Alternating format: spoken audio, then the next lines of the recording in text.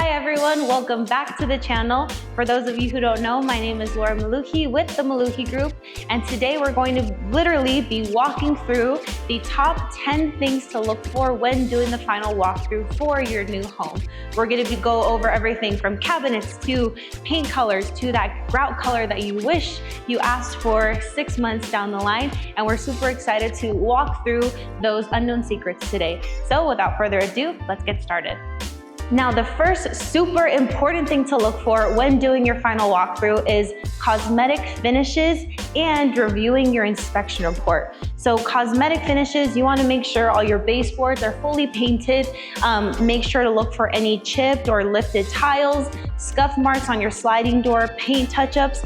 Now is the time to get those squared away. And also, we usually recommend before the final walkthrough, getting an idea about the inspection report items that need to be done before.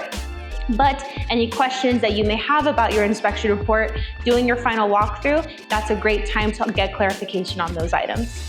The second most important thing that is often overlooked is not just the cosmetic details on your cabinets, but the functionality of your cabinets. So you really want to open the cabinet drawers, and especially if they have a soft close mechanism, make sure that soft close mechanism is intact.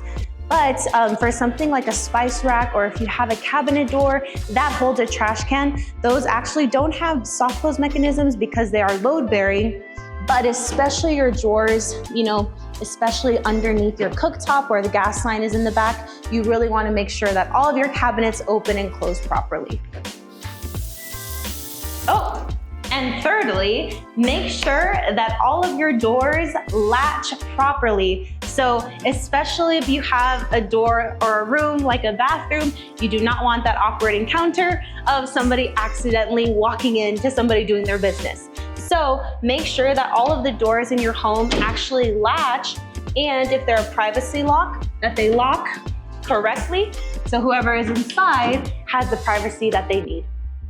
And number 4, super important, is to check all the caulking and the sealant in the home. So you want to make sure that your countertops, if they have any missing caulking, that's done before you move in, and also around your bathtub to make sure that they're caulked, and your toilets as well, in addition to your appliances and all the area where you need sealant in the home, especially in your windows.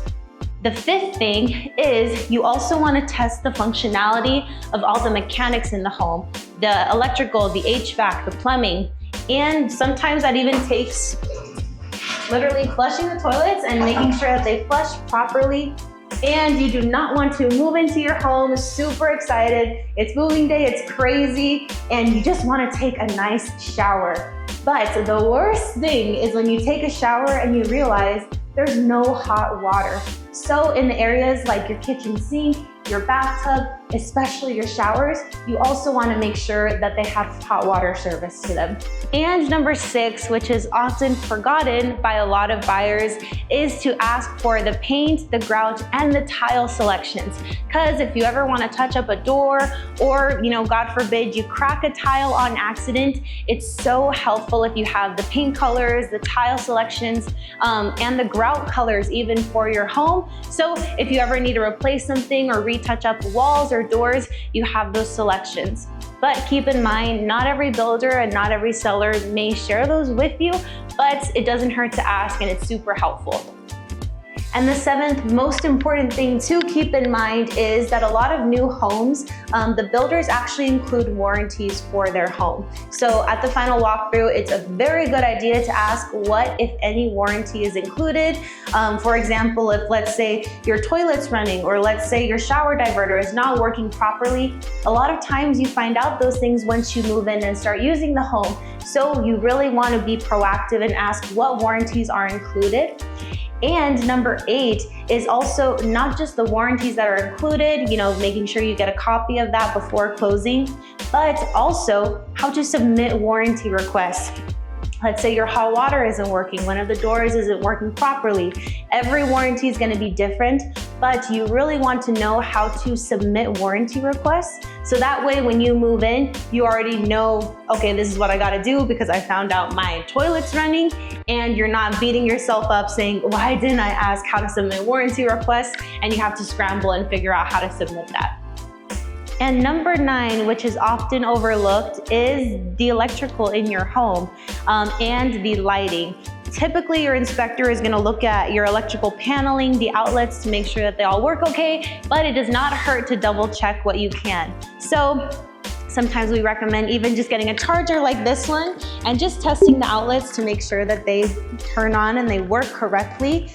But you also want to look at the lighting in your home as I moonwalk back here so that we can double check. Also turning on your light switch to make sure that they turn on correctly and all of the fans in your home are turning on and off properly. And if you have any remotes for your fans, ask where those are and make sure you know how to use them before closing. And the last most important thing to ask for when conducting your final walkthrough is the general maintenance recommendations for your home. Think of it as your home's self-care guide, and if you skip it, things may get a little crazy. So it's really good to ask, hey, what are the maintenance recommendations that you have for my home? For example, how often should you send a roofer to your roof to make sure that everything looks okay? The water heater, or especially your HVAC filters. You want to know how often should I replace those filters? Where are those filters located? Any questions that you may have about servicing your HVAC, you really want to ask those questions about general maintenance recommendations when doing the final walkthrough for your home. And there you have it, folks. Those are the 10 most important things to look for in your final walkthrough before you get those keys. If you like this video, make sure to like and subscribe and share it with a loved one who may be buying their new home sometime soon and just wants some guidance. If you have any questions, feel free to drop it in the comments or send us a text or give us a call directly. We'd be more than happy to help you in your home search or to offer any guidance that you may need. Thank you all so much for watching, and we hope to see you next time.